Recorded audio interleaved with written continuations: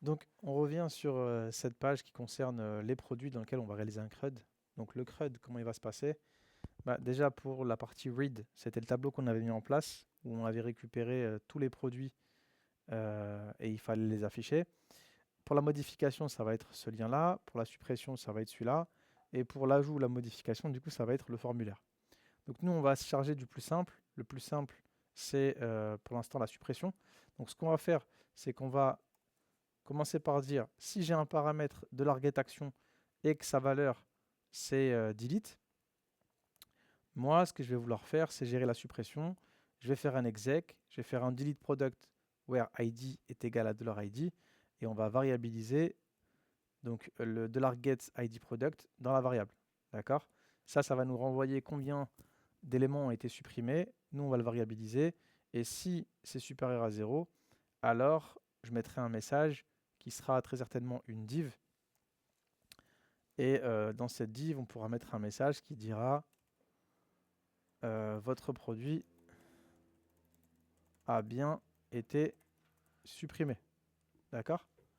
Je mettrai ici une classe, une alerte et une alerte warning. Est-ce que tout le monde est d'accord avec ça déjà? Ça va?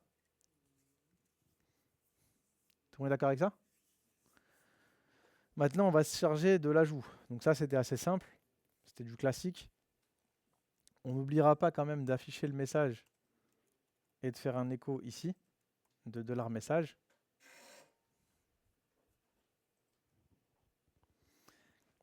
Et ce qu'on va faire, c'est que là, on a un formulaire qui est en méthode post. On a un ID produit. Nous, ça nous va. On a tout ce qu'il nous faut, c'est-à-dire une référence, catégorie, title, color, size, price, stock. On a également des input type radio qui vont nous permettre d'avoir le public. D'accord? Alors moi, je crois qu'en BDD, je l'ai appelé sexe, non? Je ne me rappelle plus. Non, c'est public aussi. Donc, on a un input type file qui nous permet d'avoir l'image. Moi, je l'ai appelé myPicture et une description. D'accord? Normalement, on devrait avoir le bouton Add Product qui s'affiche parce que je n'ai pas d'action Modify.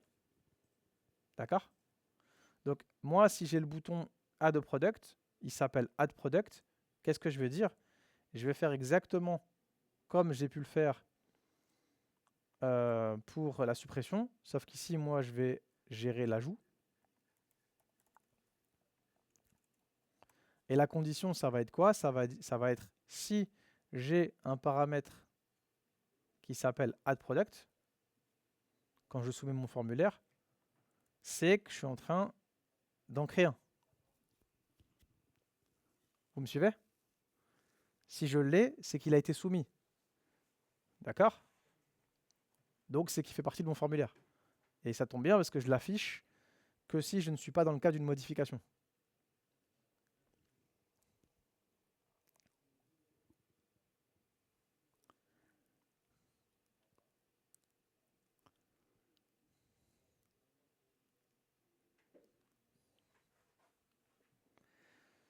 Donc je vais venir ici, sachant que c'est un post. Donc là, personne ne m'a rien dit, mais c'est un post, les gars. C'est pas un get. Faites gaffe. Alors ici, qu'est-ce que je vais vouloir faire? Déjà, je vais vouloir échapper les caractères spéciaux. Est-ce que vous vous rappelez comment est-ce qu'on fait ça? On fait un for each, on parcourt de $post. Vous vous rappelez ce qu'on fait? On fait $post, crochet, $index, et on réaffecte une valeur à chaque valeur de mon poste avec add slashes. Vous vous rappelez de ça? Et ça va échapper toutes les valeurs de mon poste. Ça, si on a des apostrophes, ça ne cassera pas nos requêtes SQL. Ensuite, je vais pouvoir variabiliser chaque index de mon arrêt, c'est-à-dire $post, en variable. C'était la fonction prédéfinie extract. Vous vous rappelez de ça?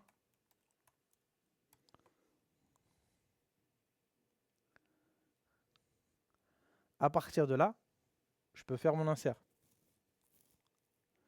Comment je fais mon insert? Je vais faire $PDO exec. Je vais faire un insert into product. Et je vais préciser ici toutes les colonnes. Donc moi j'ai référence, catégorie, title, description, color, size, public, price, picture, stock, et je crois que c'est tout. Et ensuite, je vais avoir tout ce qui est valeur. Donc pour les values, ça va être en gros tout ça sous forme de variable.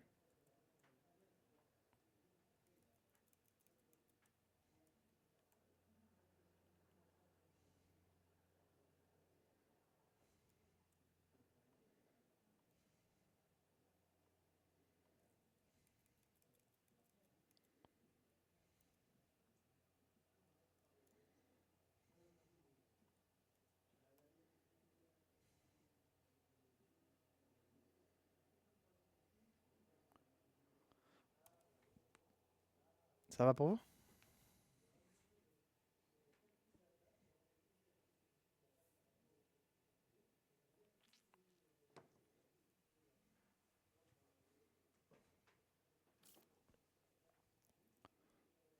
Et je dirais, si je pourrais faire un peu la même condition qu'en haut, si count est supérieur à 0, je ferai un petit message qui dira votre produit a bien été inséré.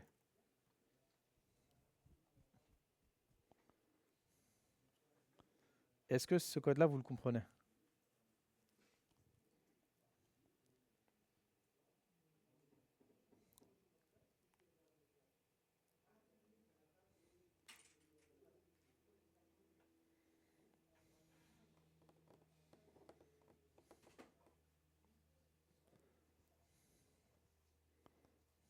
Tout le monde comprend ce code-là?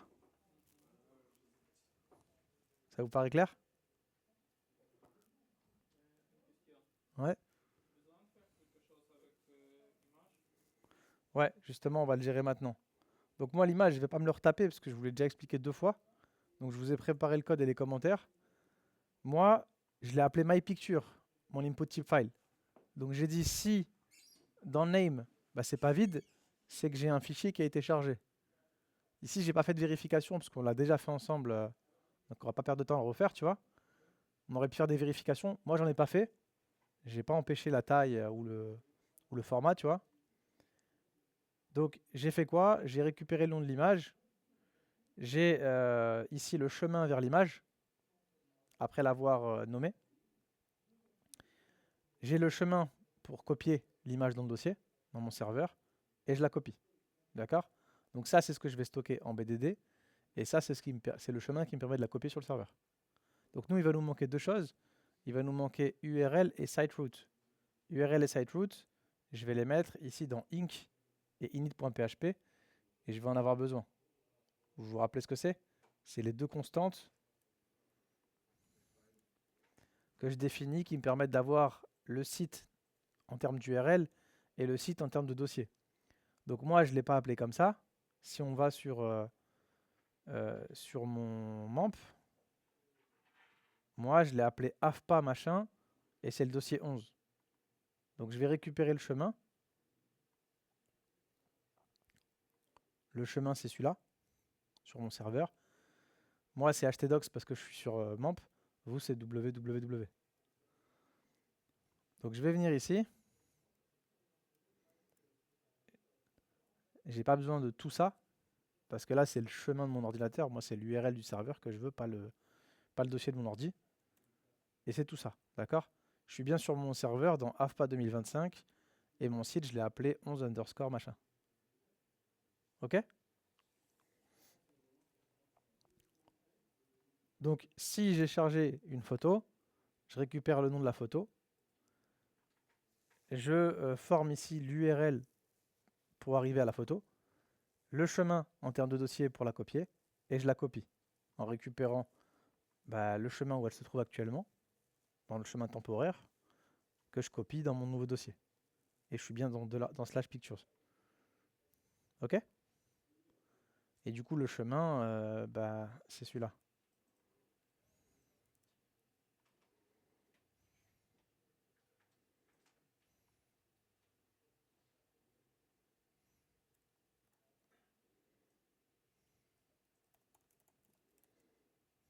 Ok? Ici, j'ai pas renommé l'image, j'ai juste récupéré son nom directement. J'ai juste échappé les caractères spéciaux s'il y en avait. Ça marche? Ça, c'est ce qu'on a fait Enfin, on l'a fait, c'est la 3e fois qu'on le fait. Ce qui veut dire qu'au niveau de mon insert, au niveau de picture, ce que je vais mettre, c'est celui-là. D'accord? C'est pass picture for DB. Bon, j'aurais pu l'appeler URL picture. C'est peut-être mieux. For DB pour la base de données. Database.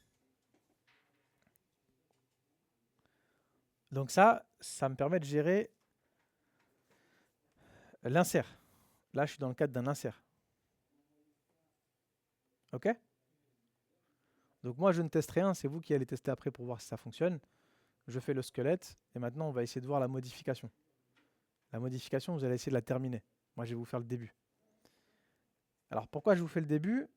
Parce que, déjà, est-ce qu'il y a des questions sur ça, sur l'insert? Ça va, c'est compris? C'est comme d'hab, il n'y a jamais rien de nouveau là. C'est est-ce que j'ai un paramètre post, machin, je copie la photo, j'échappe les caractères spéciaux dans mes entrées, je crée une variable pour chaque entrée, pour chaque champ, je fais un insert et un message. Maintenant, pour la modification, ça va être un petit peu différent.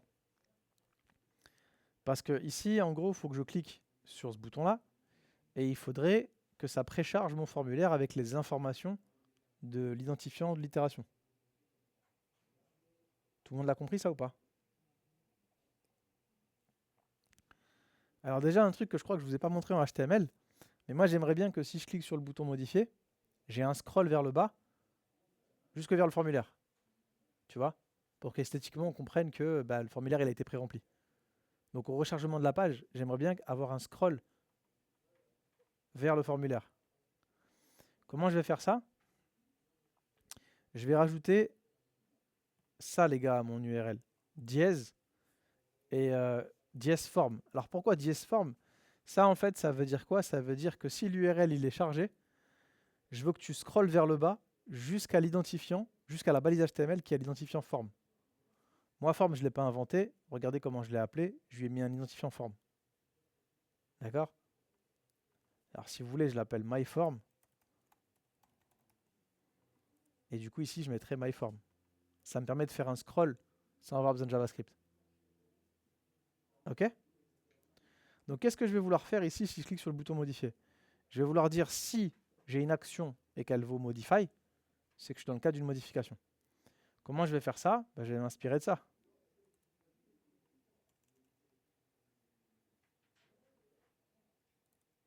D'ailleurs, je peux prendre tout ça. Ici, ça va être la modification. Et ici, ce sera modify. Vous me suivez?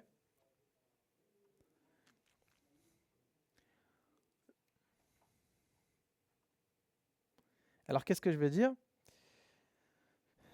Je vais dire, normalement, si j'ai cliqué sur le lien là, sur le lien modifié, normalement, je devrais avoir un rechargement de page, je devrais scroller jusqu'à ce formulaire-là, et il y a le bouton modifier product qui devrait s'afficher. Vous êtes d'accord avec moi? Parce que j'aurai un paramètre action et sa valeur ce sera modify. Donc lui, il va s'afficher et pas lui. Ça veut dire que j'aurai un paramètre de l'ARPOST modify product qui existe. Donc qu'est-ce que je vais dire? Je vais venir ici. Et avant, qu'est-ce que je vais devoir faire? Je vais devoir aller récupérer, avant même de gérer la soumission du formulaire, je vais devoir gérer le pré-remplissage du formulaire. Donc comment est-ce que je vais faire ça? Pré-remplissage du formulaire. Comment je vais faire ça? Bah, je vais récupérer de $PDO, je vais faire une query, et je vais faire un select étoile from product where ID est égal à $ID. Vous me suivez? Ça, les gars, ça va me renvoyer un objet PDO statement. Il n'y a pas de nouveauté.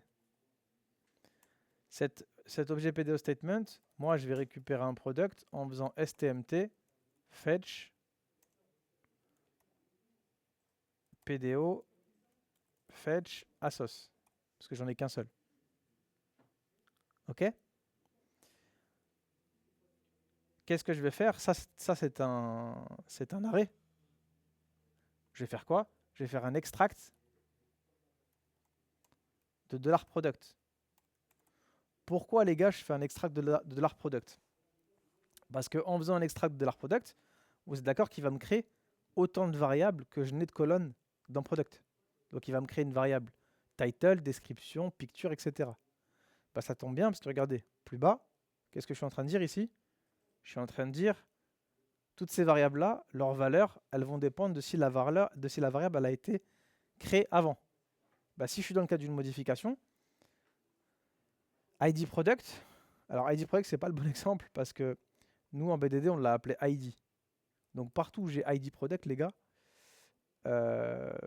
partout où j'utilise ID product, en gros ici là, ces deux-là, je vais les appeler ID parce que nous en BDD on l'a pas appelé ID product, on l'a appelé ID la colonne. Ok? Donc ici il faudra faire gaffe, il faudra que vous n'oubliez pas de modifier, mais je vais vous passer le code. Donc tu vois, de leur ID, de leur référence, de leur price, de leur stock, de leur catégorie, bref, tout ce que vous voyez ici, ces variables-là, elles vont être set, elles vont exister que si je suis dans une modification. Parce que si je suis dans une modification, je vais aller récupérer toutes mes informations, je vais fetcher, ça va me renvoyer un arrêt, et je vais créer une variable pour chaque index de cet arrêt-là. Donc, là-dedans, je vais bien récupérer les informations que je vais pouvoir ensuite précharger dans mon formulaire. Est-ce que vous comprenez? Alors testons si ça fonctionne. Je recharge la page, je vais faire modifier.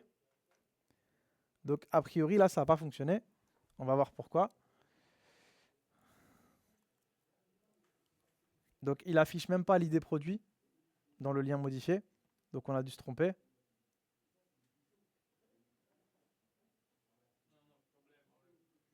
Là le souci c'est qu'on le referme ici. Il fallait pas le refermer là. Il fallait le refermer ici en gros. C'est ça? Donc je recharge. A priori ça fonctionne. Regardez ce qu'il a fait. Un scroll vers le bas et il a préchargé toutes mes informations. Et regardez ce que j'ai ici, Modify Product. Donc là, j'ai un formulaire qui non seulement est préchargé et dynamique, mais en plus, il fait office d'ajout et de modification. Il gère les deux. Et regardez, le bouton, il a changé parce que j'ai un action Modify. Si ici, là, je dégage tout ça et je recharge, c'est Add Product qui est revenu parce que j'ai plus le paramètre Modify, action Modify. Si je clique ici, par contre, ça revient. Donc, tout change. Et c'est préchargé. Vous me suivez? D'ailleurs, j'avais même fait en sorte que l'image se charge, mais je ne l'ai pas chargée. Donc on va essayer de voir pourquoi. Donc là, l'image, elle s'est pas affichée. Donc là, c'est parce qu'on n'a pas précisé où se trouve l'image. Tu vois, on a le nom de l'image, mais on ne dit pas où elle se trouve. Donc je vais revenir dans le href, il a raison, Igor. Et ici, je vais juste préciser que ça se trouve dans Pictures.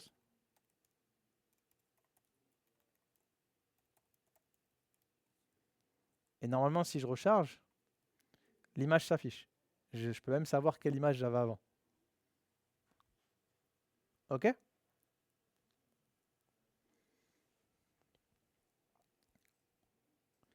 Donc là, tu vois, maintenant, si je clique ici, qu'est-ce que je vais faire? Bah, je vais lui dire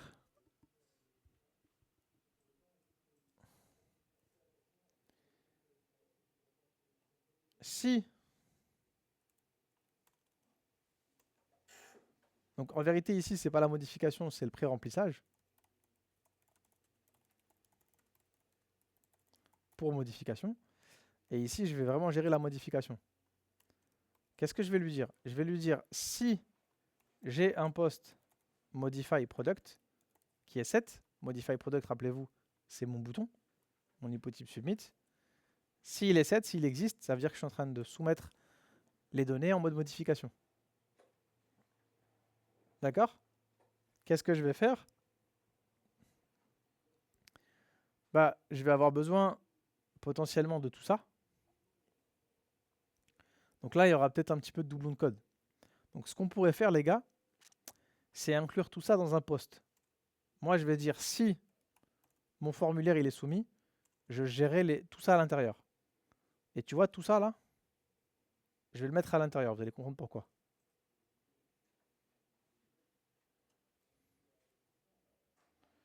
Pourquoi je le mets à l'intérieur?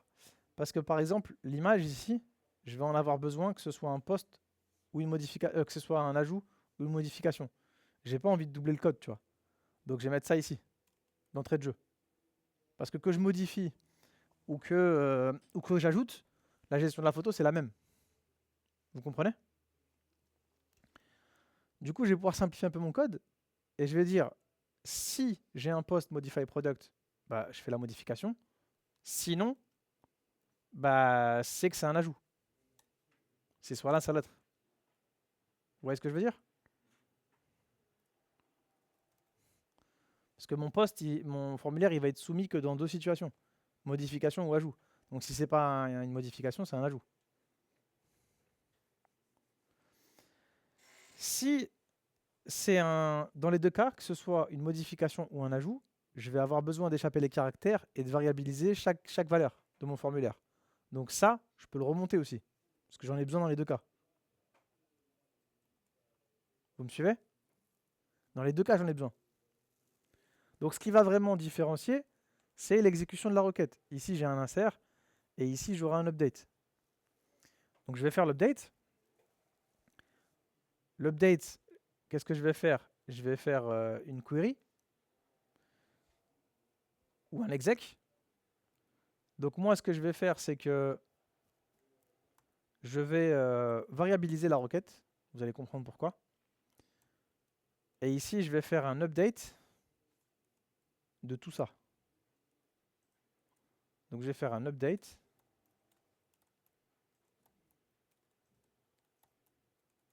Dans la table product. Et je vais faire set.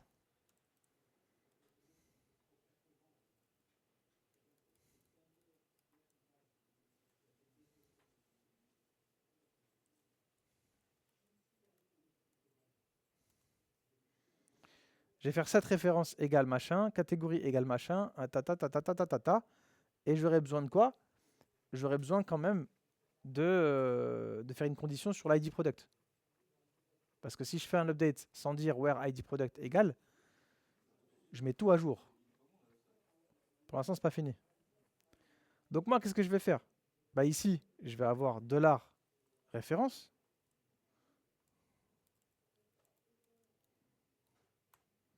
Ici, je vais avoir $catégorie. Ici, $title, $description, $color, $size, $public, $price. Ici, pour la picture, c'est URL picture for database. Et pour le stock, ça va être $stock. Est-ce que vous pourriez me rappeler d'où viennent ces variables? Ça vient du extract. D'accord? Alors, pourquoi j'ai variabilisé ma requête SQL dans une variable et pourquoi elle n'est pas finie? Parce que là, elle n'est pas finie, hein, ma requête. C'est parce que je ne sais pas à ce stade-là si je vais gérer la photo ou pas. La photo, pourquoi je dois faire une condition dessus? Parce que si je suis dans le cadre d'une modification, si je n'ai pas chargé de fichier, je ne suis pas censé modifier la photo. Sinon, je vais me retrouver avec des photos qui sont nulles en BDD et ça va pas être bon, tu vois.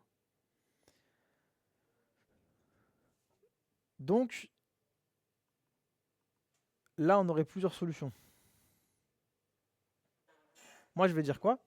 Je vais dire à ce stade-là, si j'ai une variable qui a été déclarée avant, qui s'appelle URL picture for DB, ça veut dire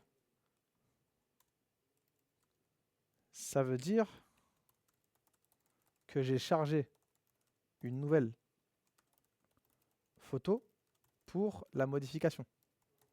Si ça n'existe pas, si ça n'a pas été déclaré, ça veut dire que je ne suis pas rentré dans cette condition-là et que du coup, je n'ai pas chargé de photo.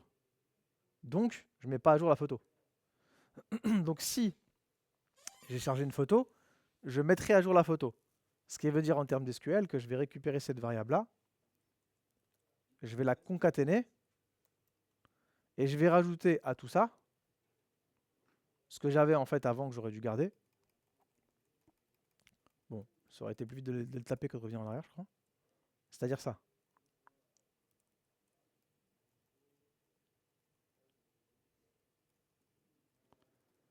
Je vais rajouter virgule, ça. Pourquoi virgule? Parce qu'ici, j'ai pas mis de virgule. Et j'ai besoin de mettre une virgule pour les séparer. Et je rajoute ça. D'accord? Tout le monde me suit?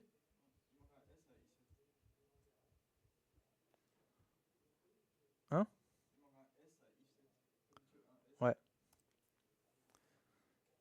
Donc là, vous avez vu, j'ai fait une requête SQL, mais que j'ai concaténé et que j'ai fait sous condition. En gros, j'ai rajouté cette partie-là à tout ça, si ça existe. Et donc, si j'ai chargé une image. Donc, il ne faudra pas oublier qu'à ma requête SQL, je dois rajouter la condition. Et la condition, c'est quoi? C'est where id est égal à $id product. Enfin, nous, on l'a appelé $id en base. Donc, c'est $id. Et j'oublie pas de la concaténation, sinon je vais écraser tout ce qu'il y a avant. Maintenant que ma requête, je l'ai,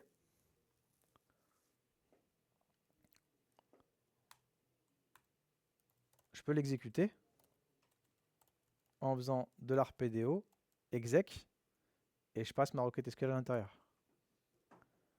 Et rebelote, si ça a impacté au moins une ligne en BDD, ça veut dire que la modification a réussi et je vais mettre votre produit a bien été modifié.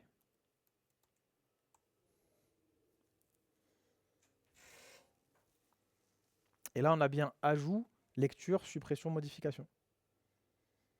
Maintenant, ce qu'il va falloir faire pour demain, les gars, c'est tester tout ça, voir si ça fonctionne, si on n'a pas foutu le chantier. Et regardez bien, j'ai fait tout ce qui est modification avant de récupérer les produits et de les afficher.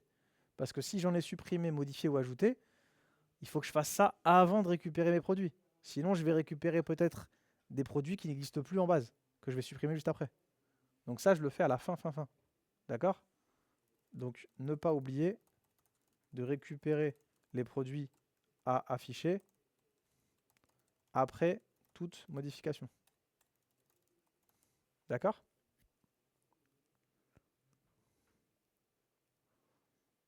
Ça va pour vous?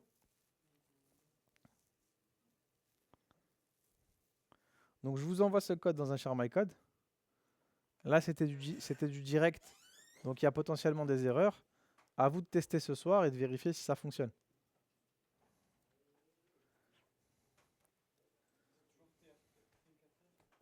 Hein? T4R, ouais.